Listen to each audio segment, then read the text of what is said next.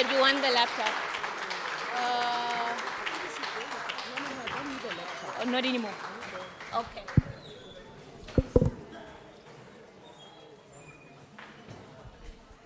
Hello, dumelang, sanbonani, molweni, absheni.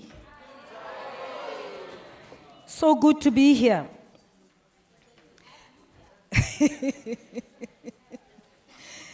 It's always interesting how people sit in an auditorium, you know, and someone like me who grew up small and never wanted to miss any opportunity, I always make sure that I sit here because I wanted to be memorable.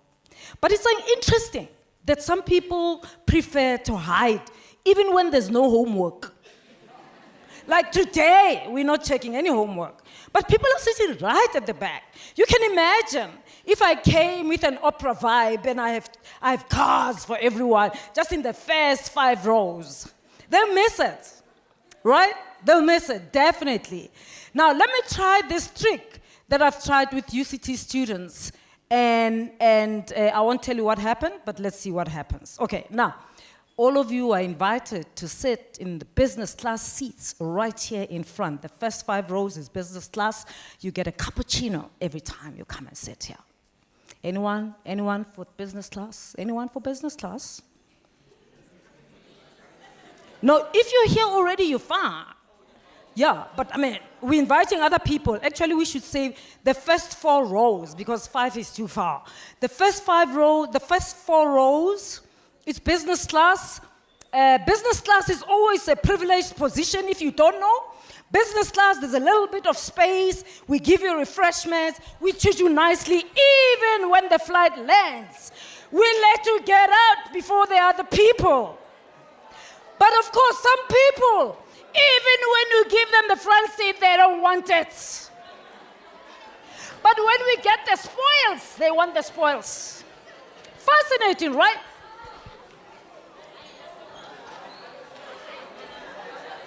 I mean, it's only black students who will go and sit right at the back in an auditorium. Let me tell you, white students never do this. White students never do this. Noma bayenzangi homework, bahlala phambili. It's only black students, I tell you. I don't know why. I don't know why. Yeah, and of course, you know, you come down, and then there'll be, of course, one person who says, who is she? I'm not going to move. I want to see Gutu Zwenzani. I won't do anything. I mean, what can I do? I'm just here for a visit. If I was staying, I was going to do something. But let me tell you what I used to do with UCT students if I say it. So I did this one day whilst I was having a meeting with my students. And they leave these seats, like a few of them sit in front. So I called people to the first 2 rows, business class. And people didn't come. Like those 2 guys, they're like, Utlaita. Unagana orki manyena. Re adula ronamo. Akere guys. Vele. So, after the business class has settled, then I said, everyone in business class is going with me for a smoothie after this. At my favorite smoothie place. Oh, did they want to move? I was like, business class is closed. Yeah, Valua Pela, business class doesn't stay open forever. I was like, it's closed. And then, of course, there was a guy who came in late. And the guy just walked in and went straight to business class. And people were like, oh, I'm like, what's your problem? This guy could have gone to the back. This guy understands the world. They understand how opportunities come. They understand. And they sit in front. And so he went for a smoothie. I did that so many times. Some people ended up getting it, some don't get it. Anyway, let me get on with the talk. Tonight, I want to talk about the 3 things that I wish someone had told me before I left university. But, of course, when she read my bio, she read a long, flattering thing, right? And then I thought, we could have made it shorter. And of course, I forgot to tell her that I just recently summited Kilimanjaro. Recently, yes, recently in July. Did you know that your achievements expire? Yeah, did you know that? Yes, after 5 years. Oh no, actually, let me break it down. You see, you are here, your matric results are so irrelevant. Yes, we don't care how many A's you got. They are so bloody irrelevant. You are all postgraduate students, so now we are interested in what you got in your degree, whether you are admitted into the PhD or whatever.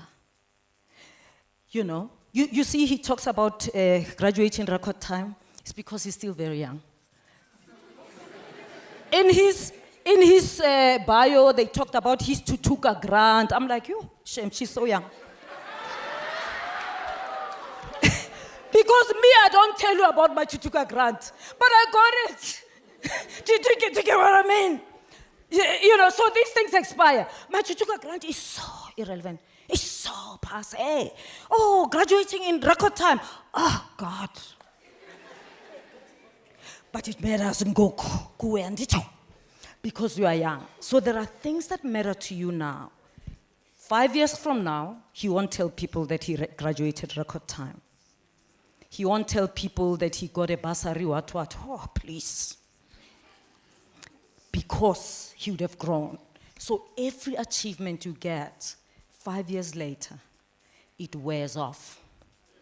If you tell us about your Tutuka grant and you are 45, shoo, I hope you're not 45, my darling. Otherwise, it will sound like I'm shading you, but I'm just, you know. If you tell us about your Tutuka grant, hey, we're like, hey, good bad, SMU, good bad. Right? So I'm just telling you about my Kilimanjaro because it happened in July. And going up Kilimanjaro is a huge achievement for a 57-year-old woman like me. I know. You're like, wow, my mom is younger, but she doesn't look that hot. I know, it's not my problem. Please, don't blame me. Don't blame me, all right? Me, I climb mountains. Now, Kilimanjaro is not an easy mountain to climb. Not every hiker can go up Kilimanjaro. Just like not everyone can do a PhD in biochemistry. Some people choose to do it, some people choose not to do it. It's not easy. Some people go up Kilimanjaro and they don't come back, or they come back as corpses, right? And there are two things that kill people when they go up Kilimanjaro. You know that, right? You know that? You know? Wanna try? Wanna? Am I? Lack of oxygen. And the second one? And the second one? Fatigue. Fatigue doesn't kill anybody. Fatigue lets people give up, but definitely lack of oxygen. And lack of oxygen, of course, also makes you feel fatigued. But the second one is hypothermia. Yeah, you know hypothermia, right? So it's because it's so cold that your body temperature can go below the required level. Almost your fingers can freeze, your toes can freeze, and whatever, you can freeze basically. So it's not fatigue because you can go down. You don't need, it's important to be fit, but it's not the main important thing. Being fit is important, but it is not sufficient. Okay, mathematicians will understand me. Important, but not sufficient conditions to get you up the mountain. It is your willpower, yes. If you don't have willpower, you will give up. And so that's why I'm proud. It is, of course, about 5,800 and something meters above sea level. It is the highest mountain on the African continent and the highest freestanding mountain in the world. And to go up at 57 when your legs are sore is no easy task at all. So I'm very proud of that. So that's my latest achievement. Of course, my B1 rating is still valid. Because you don't mention it, I know you still have to get it. Is our expire we petal today. Is our expiring is our check and I need to. All right, so I want to talk about 3 things, and I'll keep referring to the Kilimanjaro experience, because when you do something that's difficult, that not everybody chooses to do, there's always a million reasons why you should stop doing it, or why you can do it in a mediocre way. There's always a million reasons. You're the first at home to do your master's, you are the first whatever, you know, the supervisor is mean. He's so nice. We'll explain about supervisors. Your supervisor, guys, is your promoter. There's a good reason why in the US they call them the promoter. That you don't fight with them unnecessarily. It doesn't matter how mean or how difficult they are. You try to make the relationship work. Because they know people who know people who know people. And if the relationship works, they will set you up. I was set up by my supervisor. That's not because there was never many opportunities for me to start World War III. There were many. There were many. Like when you read her paper and you're like, hey, this sentence comes from my proposal. Yes, you know what I'm talking about? I have felt that way. I'm like, this supervisor of mine is a top dog, but this sentence, she didn't give it to me. She saw it for the first time from me. And now it's in her paper. You want to start World War III. You've got to be wise. Don't start World War III for a sentence or a paragraph. Let it go, man. You're going to have many. And then you've got to know that ideas are co-constructed. So you co-construct your ideas with your supervisor. And so sometimes you end up sounding like them, they end up sound, or you, when I get your inexperience, you are like, now he's sounding like me. But you are sounding more like him. I mean, it's like you are the academic child. So these things keep going. So hey, peace. Hey, black students like fighting. Yeah, we are being abused here. No. No. Don't mess up your chances. You want your supervisor to tell the whole world that you are the best student ever. That's what you want. Because you want to go with them forever. You nominate them for every award that comes along. You don't start competing with your supervisor. Because you will never win. I tell you, you will never win. It doesn't matter how weak they are. How weak you think they are. You will never win. You nominate them for awards. Uti, Prof, Doctor, I saw this award. This is awards, guys. And I thought, it looks like you can get it.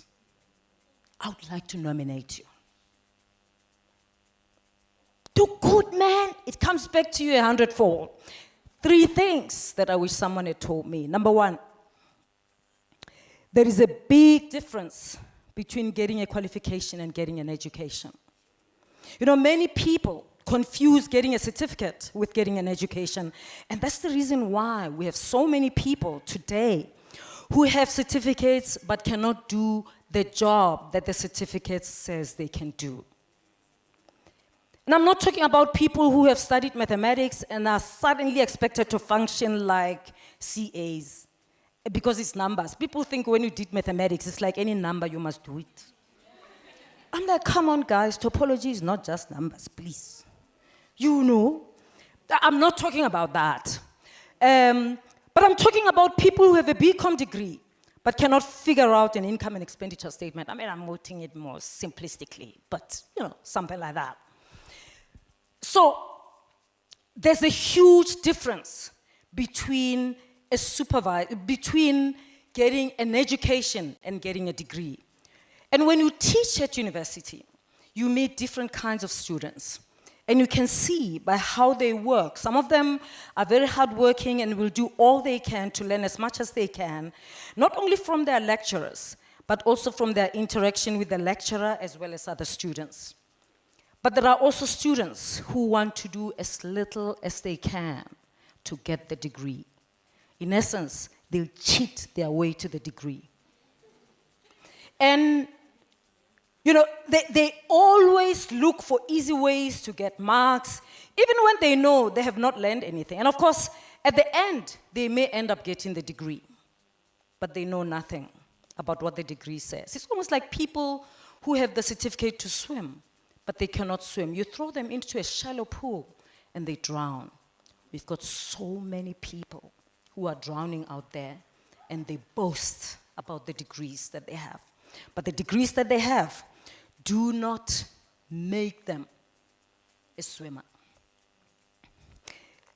So, what kind of a student are you? And don't get me wrong. I mean, I'm really for qualifications, and I want you to get the qualification. So I'm not saying the qualification is wrong, but I want to say to you it's different from an education. They are not the same thing. You're all here, and you'll probably all end up getting the qualification, but some of you will also get an education. Because the education is not just what you get in the lecture hall. The education sometimes cannot be written in the certificate. The education you get on the picket line, in the laboratory, in halls like this, in interactions with people, in everything that you do, you get an education. But to be able to get the education, you need to be able to be aware that this is a learning environment. And then you make it your business to learn. So you've got to make the most of the opportunity. I mean, one of the things that worries me today about young people in South Africa is how much they are anti-foreign nationals. Let's just talk here. CP, riba na ba ko gae. Let's ka ba jwetsa hore ke rileng. You know, if you come from a village, and the only people you want to relate with, to be in class with, are people from your village, you are not benefiting anything. The power of going to university is that it exposes you to people. You see, here, you are all the same race. In another university, at UCT, I would say to them, you see, it is the first time that you'll be with a white Jewish student whose parents has got more money than you. They are driving a Porsche to come to school, and you got the same results, and you're sitting side by side. Basic education in this country doesn't do that for you, because basic education is two parallel systems, for the poor and for the rich. It's only at university where there's nothing for the poor and for the rich. We come together. Of course, there are children, black children here, who are very wealthy where they come from. In basic education, they wouldn't be with you in the same class. Now, the other thing that it does is that it gets students from other countries with you. I don't know how many countries are represented on this campus. But let me tell you, it's a value. It prepares you for the real world. The real world doesn't only consist of South Africans. The real world consists of people from all over. That's who you're going to compete. Those people from Zimbabwe that you don't want here in your classes, you are going to get them in the context of work. And you will compete with them. For grants, the very same Malawians, Tanzanian, Uganda, Egyptians, same pot when you compete for an international grant. The best thing is that when they're here, you work with them. You learn what they got. You know, when I first went to VETS, it was in 1989. Yeah, I know, I told you I'm 57. You are not even an idea, I know. But of course, people can't tell us who's older between you and I. I mean, what can I do? I hope you have a sense of humor. I'm practicing to be a stand-up comedian, and I'm gonna do a one night only. And you pay, and I won't do it again. So I'm practicing on you. But if you're Guys, if you're going to be touched on the studio, I ask you to leave the room, please. Please, because sense of humor galore, if you are getting a little bit uncomfortable, please leave. Kuzoba rough shame. Okay, so when you have a campus that's got people from different countries, you learn things that you wouldn't learn when you're only with South Africans. When I first went to Wits, I'm in the generation that went through apartheid education. When Verwoerd said a black person can't do mathematics, I'm one of those who defied him. Okay, so it wasn't as soft as you are getting it now, guys. It wasn't as soft. So this model C, there was nothing like that. It was township or village school, only. And then I get to Wits, I hear, as I'm relating, every time, and you know when I got to Wits, there were not many black people. And the few black people who were there, they were clubbing together. I'm like, these ones, I know what we talk about, whatever. I'm not, when I went to the white people, I want to hear what they're saying, what they're talking about. Yes, that's what you must do. You must go to a context where you don't know much, so that you can learn. Don't say we don't want them in our country. If they are here and they're legal, you learn, you compete. And then I learned that some schools had something called head girls and head boys. I was like, what? Like I realized all these women I was relating with were all head girls. I was asking them, so how do you become a head girl?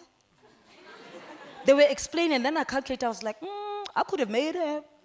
But unfortunately, you know, in my village school, go Hibirone. You can go Hibirone. There was nothing like that. But I wouldn't have known if I didn't. So it's good to relate with people who don't come from your village, from your context. You realize that actually there are people who pray to another God, and they are normal. They eat things that you wouldn't eat. They smell differently, you know, and they believe different things. And then you get an opportunity to make decisions. Do I continue with my God, with my ways of being, or do I want to adopt? You ask questions. You don't make assumptions, you ask questions. But that's education. You suddenly learn how people from Sri Lanka look like. And then you suddenly understand what are A-levels. You don't just hate A-levels because Zimbabweans come with A-levels. Like, yeah, they come with A-levels here, and they're better than us, they're advantage. We don't want them. No. You learn, what is A-levels? Oh, okay. And then you realize, oh, okay, and there are I can take my child there one day. Because here the children don't get beaten, I can take them there. I mean, you are educated. You learn a lot of things. So don't wish for a country that has got no diversity. Whether it's racial diversity or national diversity. I'm not saying cry for racists, no. I'm saying diversity is good for you. For your education on your campus, it's good. Gravitate to people who don't look or smell like you or believe what you believe. And then don't make assumptions about them. Ask questions and find out. And that's an education all on its own. So you are at university, what you get in the lecture room is important. You'll get a certificate, you'll get whatever, but there are so many other things that you can get that are educative on the campus that you would never get if you just stayed at home and studied by distance. So get an education. It's all in your hands. The education that you get is in your hands. You'll get out with the same degree, but you will have been educated differently. Some of you will be better at certain things because they joined societies, cultural, whatever. They were members of the Nigerian society. They went to the Nigerian society to see what is this thing about Nigerians. You know, rather than just have an attitude. Number two, I wish someone had told me that there's a big difference between a career and a job. Today, we hear so many people want jobs. And of course, oftentimes when we talk about going to university and graduating, we emphasize the importance of that in getting a job. And of course, that will be useful. But in fact, I think we can get to a point where we realize that I mean, my view is that university is not a license to a job.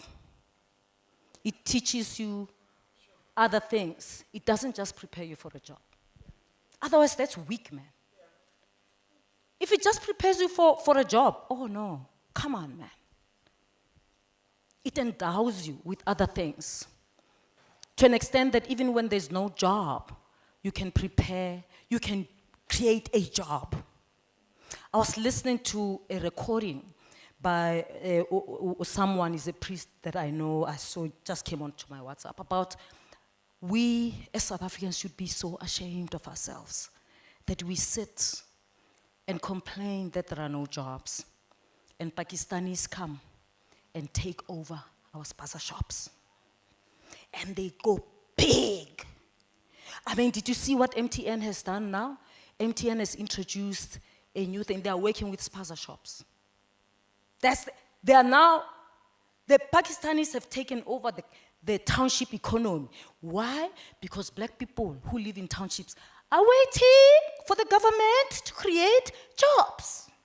Because them is too low class to create anything. So what do? They give their places, they hire it out to a Pakistani. The Pakistani occupies it, sells at the bottom, sleeps on top, and they make money. They work together, they buy in bulk. Tiger Brands will give them good prices because they buy in bulk. Why wouldn't even me, if I were Tiger Brands, I would give them a good price because they buy in bulk. Why?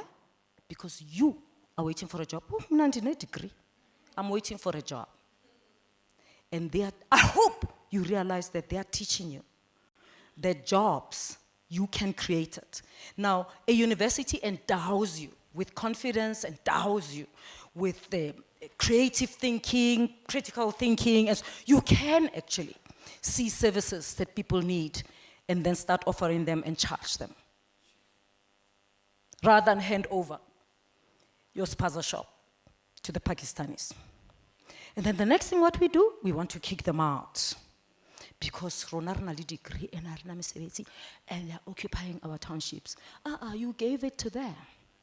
And they're making money, man, you know more now.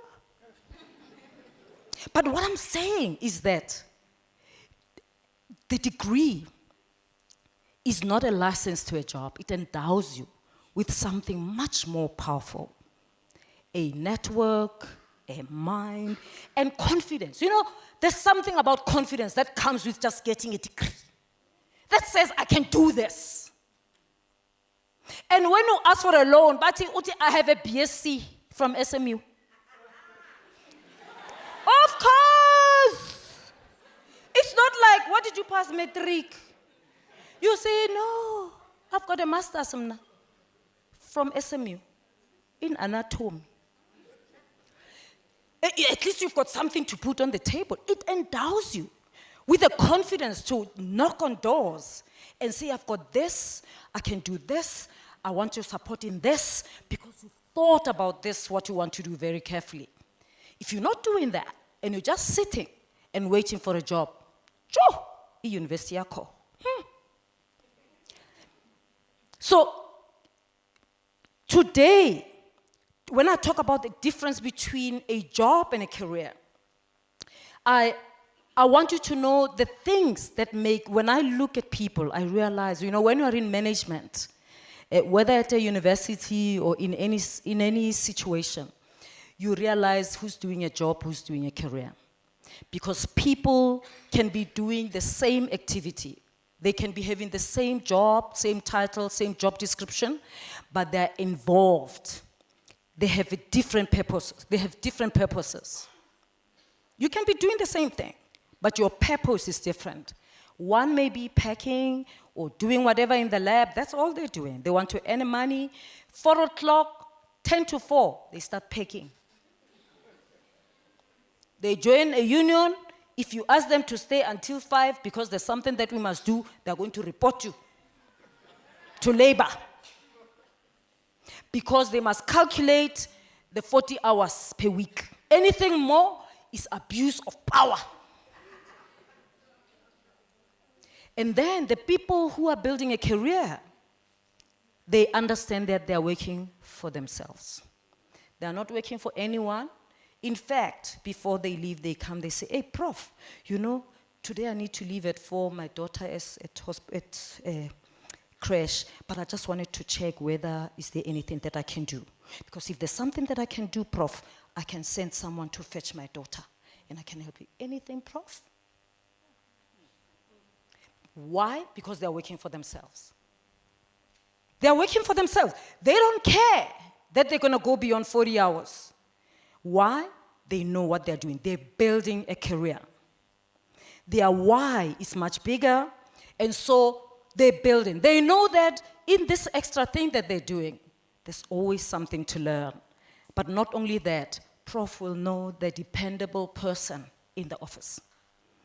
The next time I apply for a senior position, I can easily ask Prof to write a reference for me, and she will have something to write. That's true. Look, I'm not against labor. You can join a union. They will protect your rights.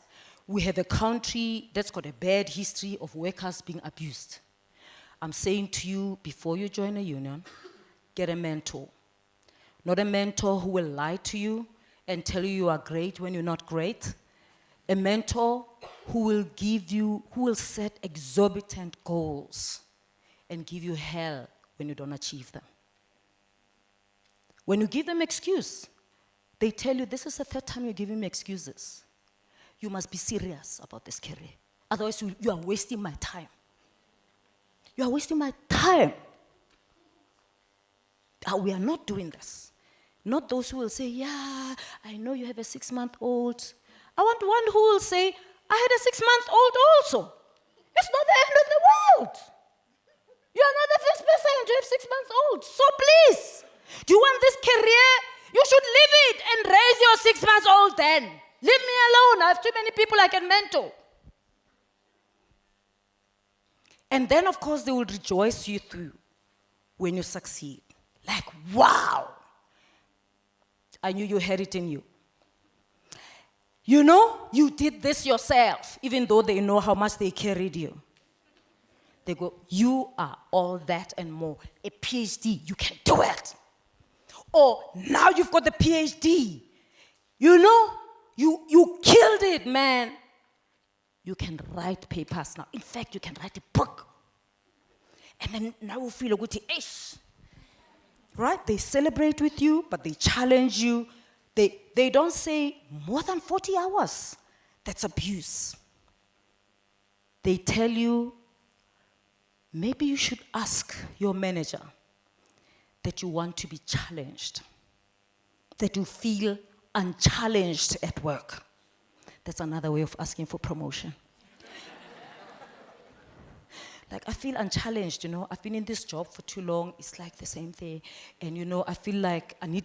So please, if there's something that I can do that, please, just bring it to me. Because basically you are saying I've been in this position too long. The ones who are there for a job, all they want is the money. I want to earn more. They don't want to do more. They just want to earn more. Did I say money is bad? No. But here's the point. Money will come to you if you focus on building a career. If you build a career, everybody wants to work with smart people, smart, hardworking people. Everyone. So you'll get multiple opportunities. You don't know what we talk about when we are at dinner with other grown-ups. We talk about you. Like, oh, Eugenia, star. Or we say, who Tabo? Just bloody arrogant bastard. He's not going to do anything. Just leave him. That's what people do at dinner. And then someone will one day call you and say, do you have number of that Eugenia? I have an opportunity here, and I think someone like Eugenia. And then you get surprised. Eugenia has got no connections. He's just another student. And suddenly, he's getting calls. And you wonder how that happened. And then you think it happens because she came to Prof Phakeng after the talk and say, I want you to mentor me. And you think Prof Phakeng is just going to give them your name. No.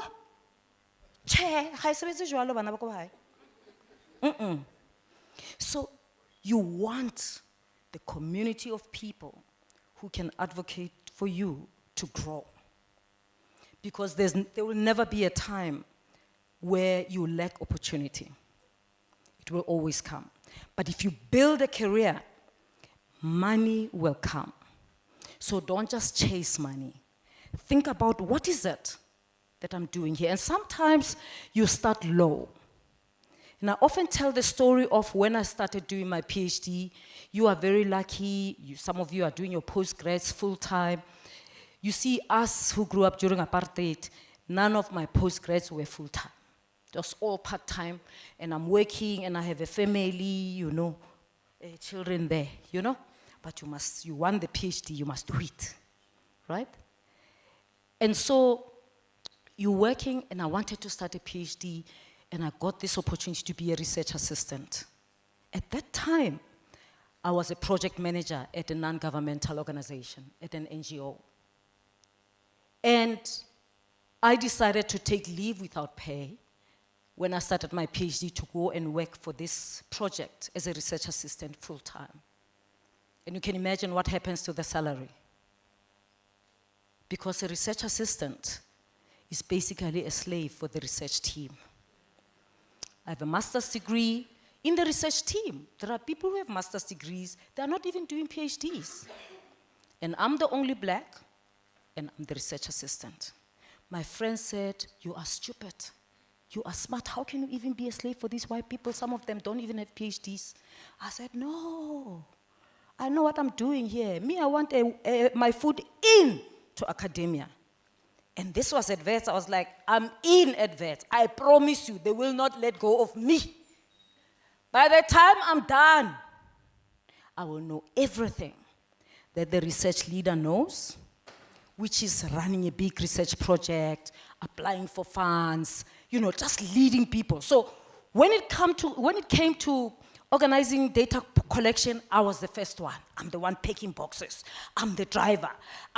Meetings of the research team, I'm the one pushing the desk, making coffee. Coffee, you want coffee or tea? I was that one. Writing, I was the one who's writing, you know? And 3 years down the line, we had a book, and I had co-authored 3 chapters in the book. When we graduated with a PhD, other people were getting a PhD. My friends were getting PhDs. I was getting a damn career. And that's why 2 years after my PhD, I had a C1 rating. 2 years. But of course, I wanted to shoot myself. You know why? Because I wanted a P1.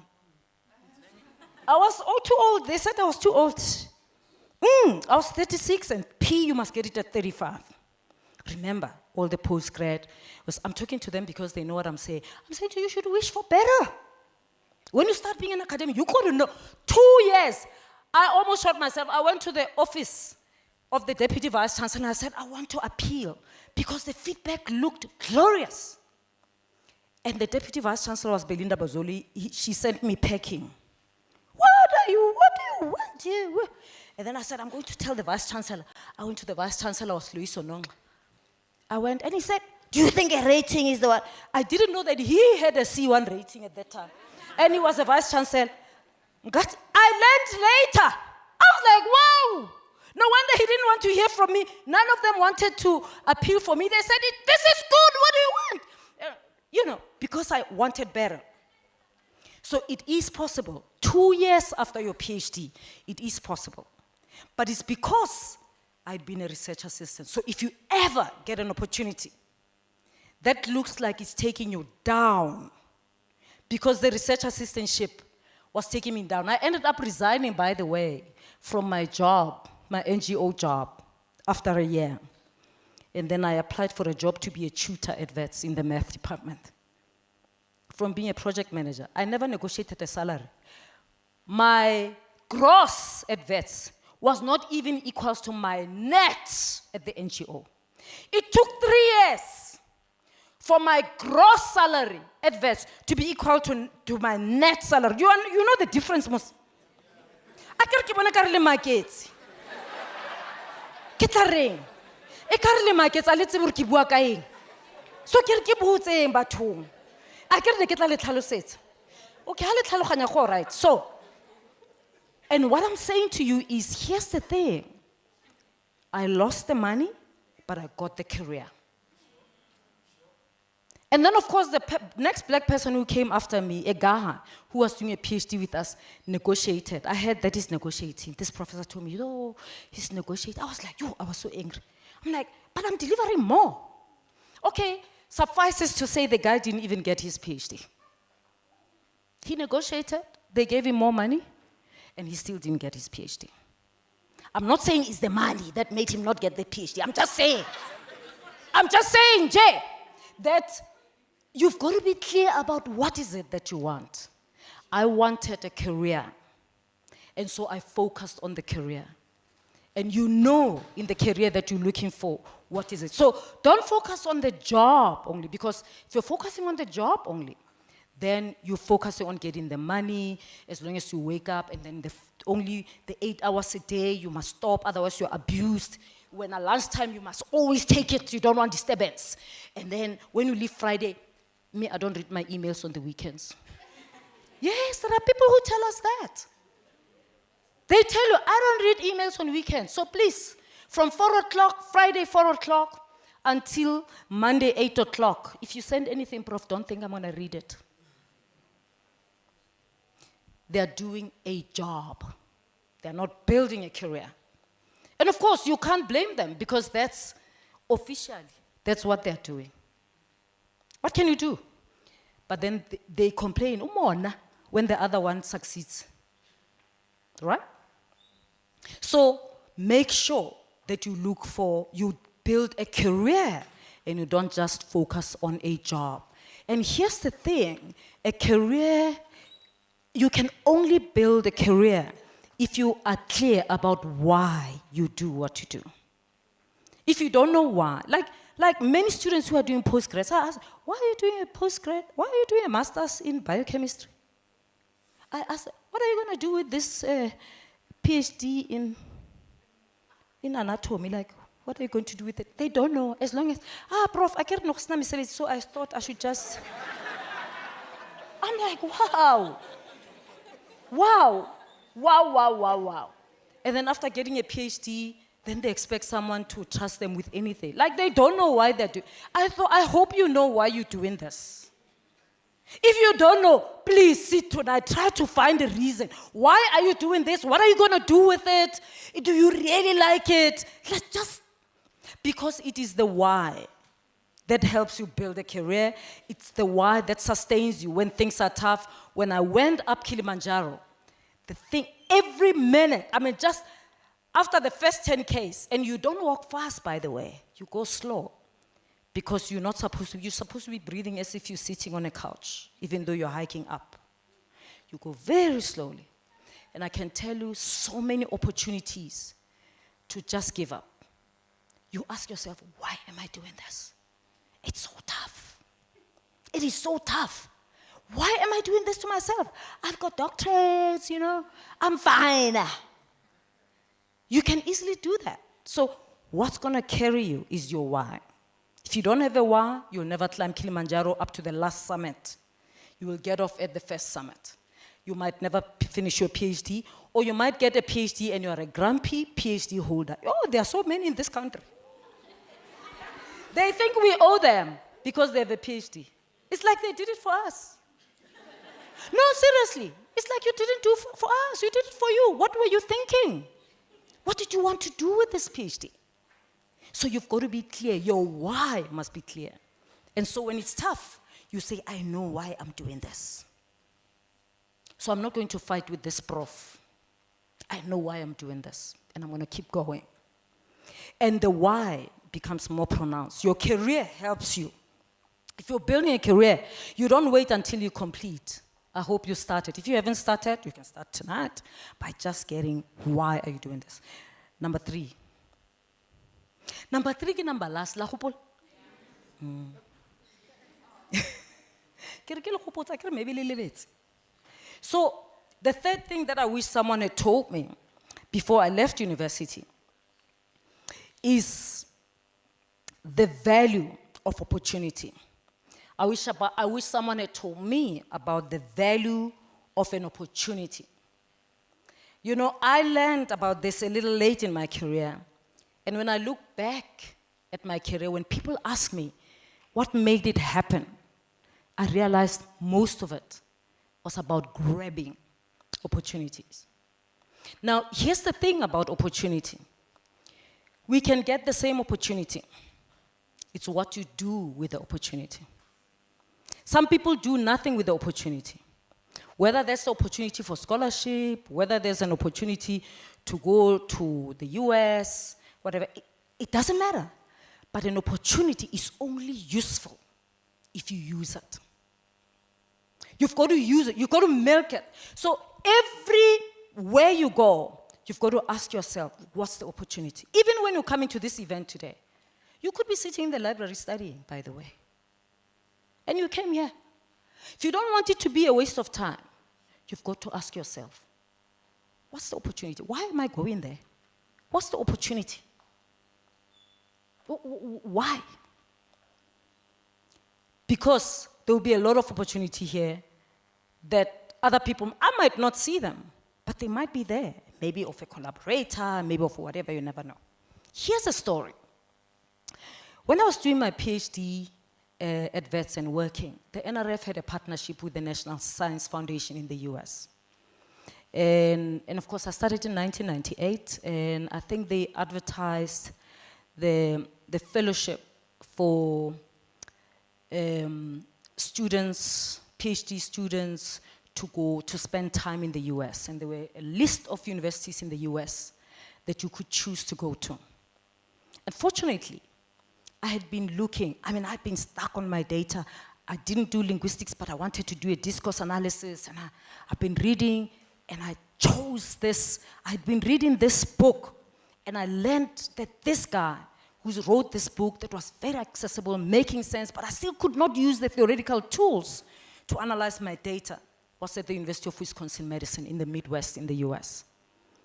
And so it was on the list, and I decided I'm gonna choose that. Many people were not choosing it because the Midwest is a conservative part of the US, and it's damn cold in winter, the lake freezes and so on. There was Michigan, there were cool universities, you know. Michigan and Harvard, and there was Columbia, there was what? So people chose the cool stuff. But I chose this because I had an agenda. Can you see my why was clear?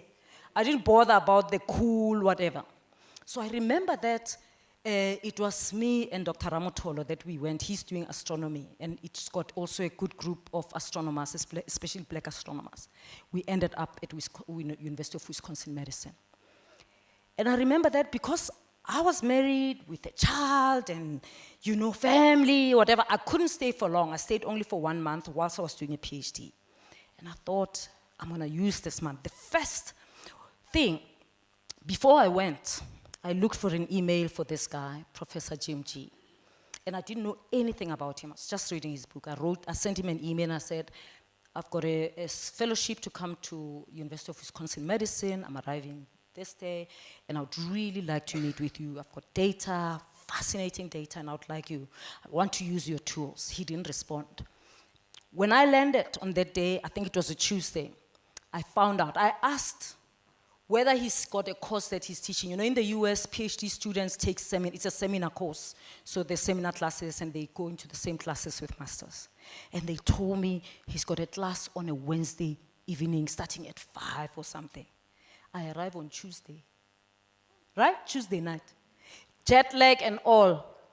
I had read the whole entire book. My book had stickers, underlining, blah, blah. I went to the lecture. I sat right in front. I used to do hair with beads. The shiny beads was my signature. I sat right in front in a class of US students in the Midwest. The Midwest is largely white.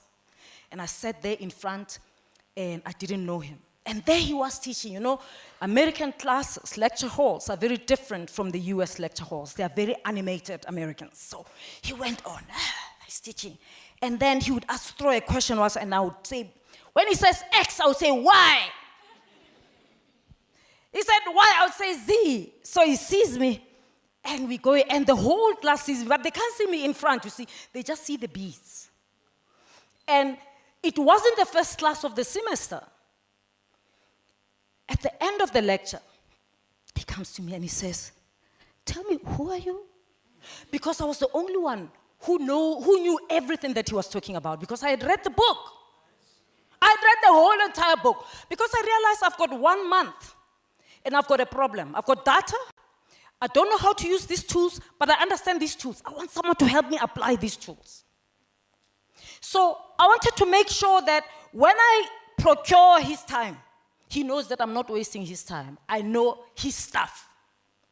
I said, I'm Mamokgethi from South Africa. He said, oh. I said, I wrote to you, Prof. I wrote to you and I asked you. He says, oh, it's you who sent me that email. And I said, yes. And he said, how long are you here? I'm like, a month. He said, come and see me tomorrow in my office. We'll talk. I went to see him, and then I had the privilege of meeting with him twice a week for an hour. The professors at Vets could not believe it. They said, the arrogant bastard has agreed to meet with you. People are struggling. I didn't know that people are struggling to get his time. But here he is, right? What am I doing? Milking the opportunity. I've got 1 month. People who are single, who don't have families, are spending 2 months, 3 months. Me, I've got baggage. I must go back home. My child is a little boy. I must go home. So 1 month, diyasebenza. So I know my problem. I'm not sitting there and complaining, the scholarship is unfair. Like my 2000 Mandela generation, they just complain. But it's unfair.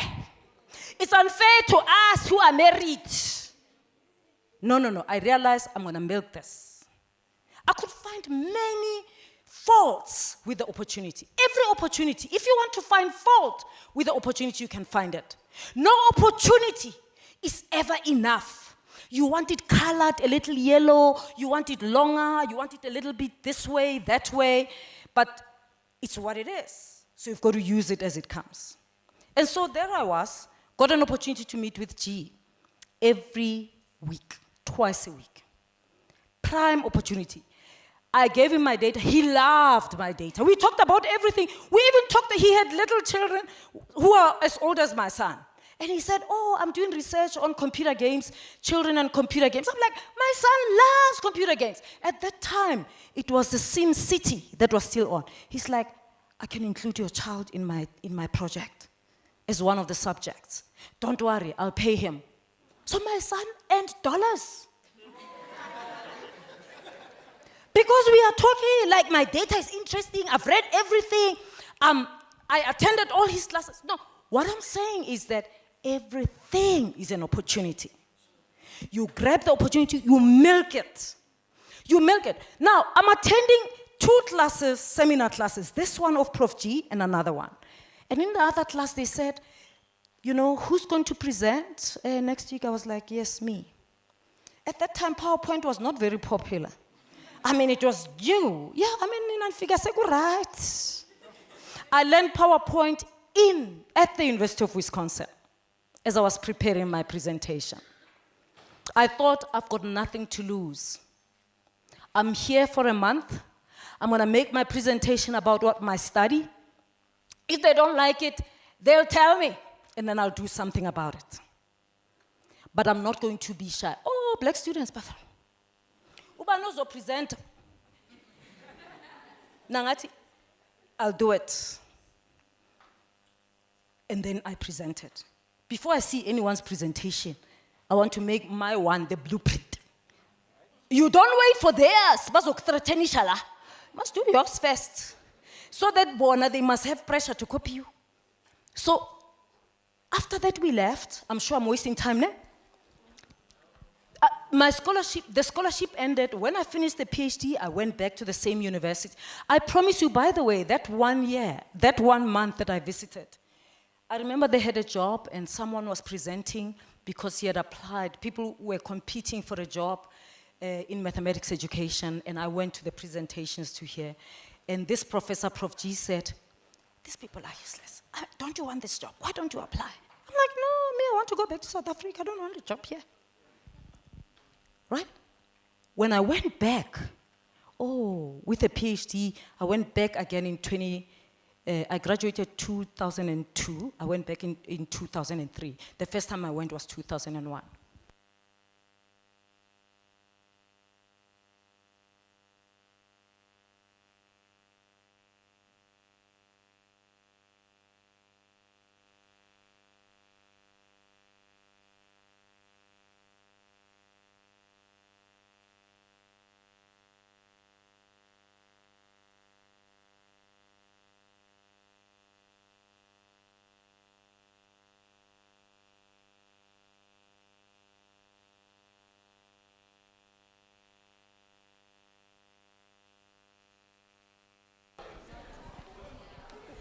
So now I want to close this story why I'm telling you this.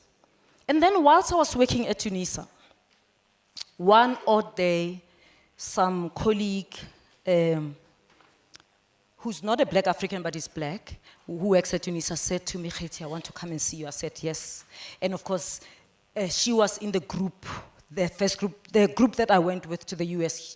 She went to Michigan, you know, the posh, in Ann Arbor, not Michigan State, the real Michigan. The state is rural. So she said she wants to come and see me. She came to see me. She walked into my office. I was DVC at that time. She sat down and she wept. She cried. And I was like, "What's going on? Did they bug you? Do you want to confide in me? What's going on?" She says, "Kgethi, I do not believe. I cannot believe what you have done with that opportunity. You and I got the same opportunity." And I was like, "Yeah, but you got a PhD, Mus. I mean, I'm trying to make it." And she said, "And that's all I got. And you got way more. You got way more." And she said, "I wish I had used the opportunity as you did, because I can see how it worked for you." Because I left. When we left, I had network, I had been invited to Minnesota, to Georgia State, to whatever, to present. They stayed only in their university. But why do they invite you? Because people talk about you.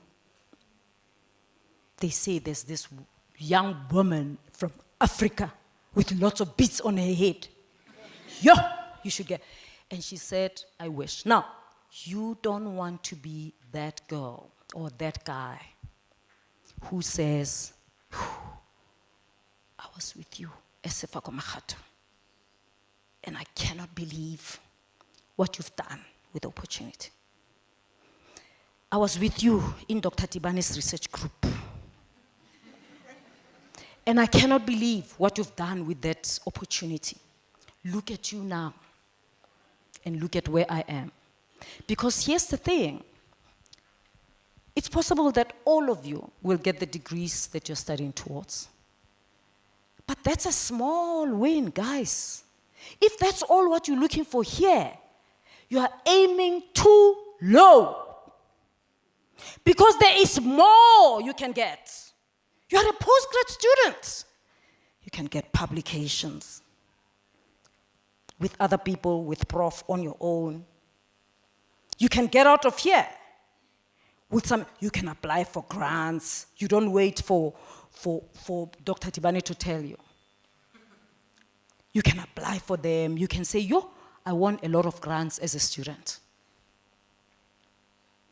If you're just aiming for a degree, you're aiming way too low. I know that your parents will be happy, but it's because they don't understand.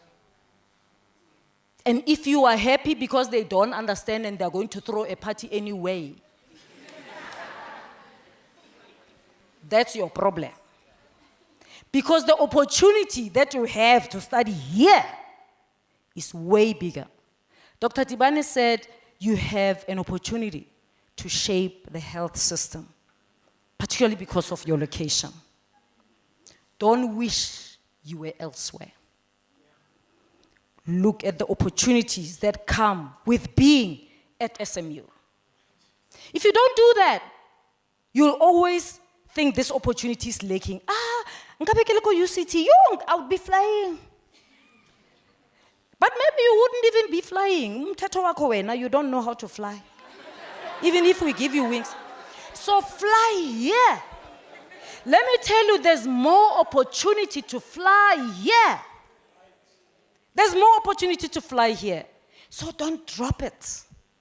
Don't aim too low and just focus on getting the degree. And you know, when you're at Sefako Makgatho University, you know, there's such a move. You know, me when 1994 came, there was such a big move to give opportunity to black people. I grabbed every one of them. I was like, oh. Everyone that comes, I was like, Women in research, Tutuka.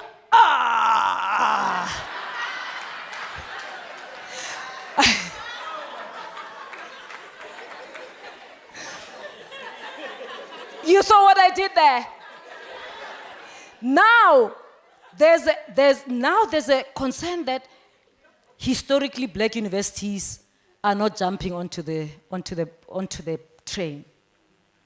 You know, I started the Black Academics Advancement Program. Did you hear about it? Did you hear? You didn't even hear about the Black Academics Advancement Program.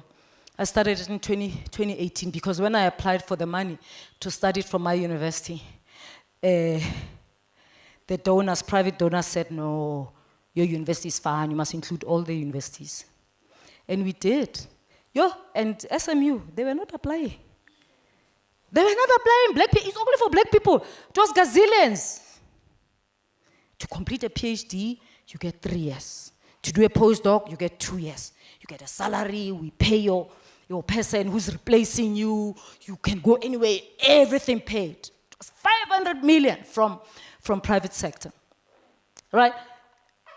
But precisely what I'm saying, I'm asking for money from private sector to support the university that I lead. The private sector says, brilliant idea, but you have to include the HBUs. And then, of course, you advertise the HBUs don't apply. Individuals, because it's not the university that applies, individuals must apply. They don't apply. Now, I'm saying to you, Vugani bagwethu. Don't say they're only for UCT, they're for you. Actually, many of these grants that are in South Africa, they prioritize you. All you need to do from SMU is to write a good proposal. Then you will get it. Because before they consider vets, whatever, even if you are neck and neck with vets, they'll give it to you. You didn't know. I'm telling you. You know, right? I'm not lying. Whether you're an academic or a student or whatever, any academic in this university who doesn't have a grant, we are saying, I'm sorry. Any student, if there's a grant that's available there, you are not applying, you must know that you are just letting opportunities go. Because if you apply and you are like this with someone from UP, they choose you from SMU. That's what it is, because we want HBUs to advance. So jump on that. Me, I jumped on the wave of the 1994, the Mandela wave. Jumped on the BEE wave, I don't know what it is, this one. Jump, because it's available, make the most of it, and drive your career. And that's opportunity, make the most of this time. Don't regret looking back and say, I wish I had made use of my opportunity like you did. Well, those are the 3 things that I wish someone told me before I left university. I don't know if you have any questions. I know it's got to 8 and some of you haven't eaten. Some of you need to study. I can tell you a lot of other things. I just chose 3 out of the many things that I wish someone told me. But I'm going to pause here. Can I take questions?